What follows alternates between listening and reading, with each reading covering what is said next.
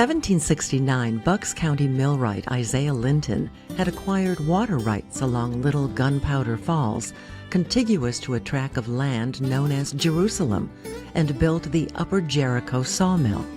Over the next 3 years, using lumber produced by his facility, he constructed a large flour mill that was initially leased and later sold to miller David Lee. Lee's mill, later known as Jerusalem Mill, would grind grain for local farmers, but had as its primary function producing many barrels of flour, which were transported several miles south by horse and wagon to the port of Joppa. Thereafter, the barrels were shipped to Baltimore, then to the West Indies and other European destinations.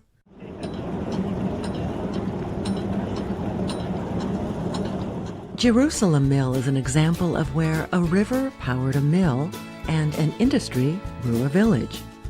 This small settlement, though, is different from many other similar villages in Harford County, as it never flourished beyond limited geographical bounds.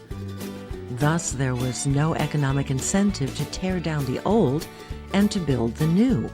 As a result, it's been lovingly preserved and today exists as a historic colonial settlement with weekend interpretive guides that explain the everyday life of our forefathers. The mill's location along Little Gunpowder Falls was strategic.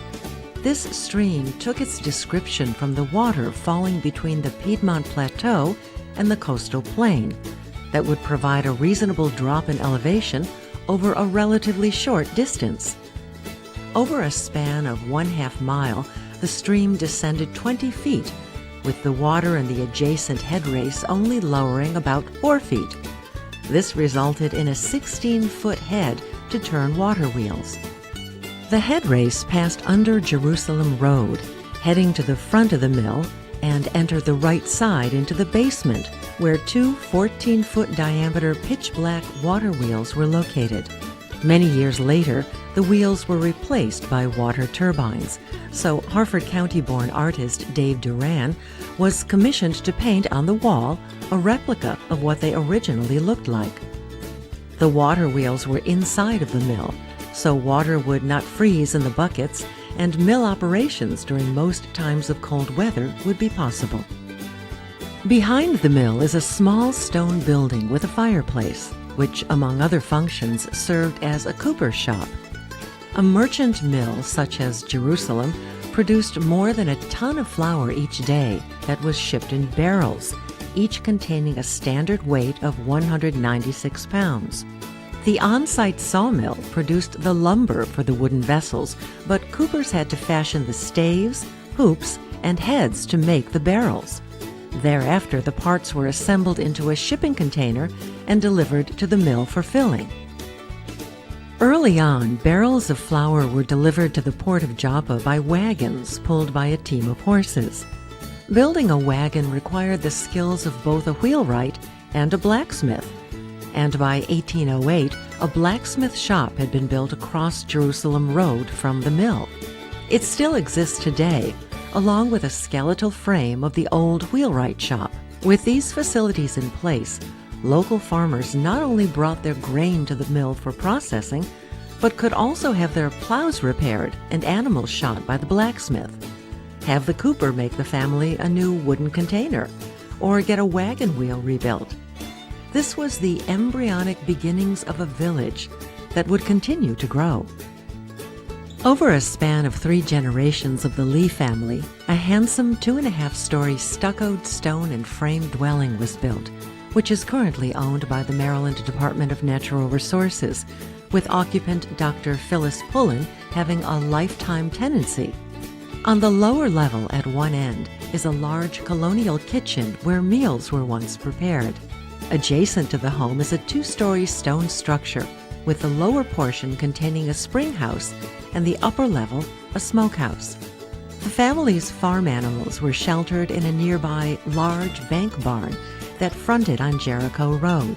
Many years ago, the frame portion was destroyed by fire, leaving only bare stone walls standing. Recently, these walls have been restored, with future plans to convert the structure into a community meeting facility. Prominent in the front of the mill is a roadside historic marker that identifies the date David Lee began his mill operations. The marker also reports that the small stone building behind the mill was used for the manufacture of guns for the Revolutionary War. In fact, there used to exist signage attesting to this, but since has been removed, as there is no verifiable evidence this was true. It is believed, however, the building may have housed workers who produced walnut gun stocks that were shipped elsewhere and became part of a Revolutionary rifle. In addition to his routine grain processing operations, the miller often served as a source of the latest news. The vessels transporting his flour to Baltimore would occasionally deliver newspapers and broadsides back to Joppa, thence to Jerusalem. A farmer returning home from the mill with flour to feed his family would also bring bits of information to feed the political rumor mill. The miller also became aware of items that local farmers had for sale or barter, and likewise articles others were seeking. If such goods were available from Baltimore, arrangements could be made with the captain of a Baltimore-bound vessel to acquire the item. Thus, the miller in these cases functioned as a broker, earning a fee on the exchange. In 1840, the United States government recognized there was sufficient population in the area to establish a post office. It was designated Jerusalem Mills, acknowledging the existence of both a grist mill and a sawmill. James Herron was appointed the first postmaster, and this governmental function, along with the sale of general store items in the grist mill, provided additional reasons for a trip to the village.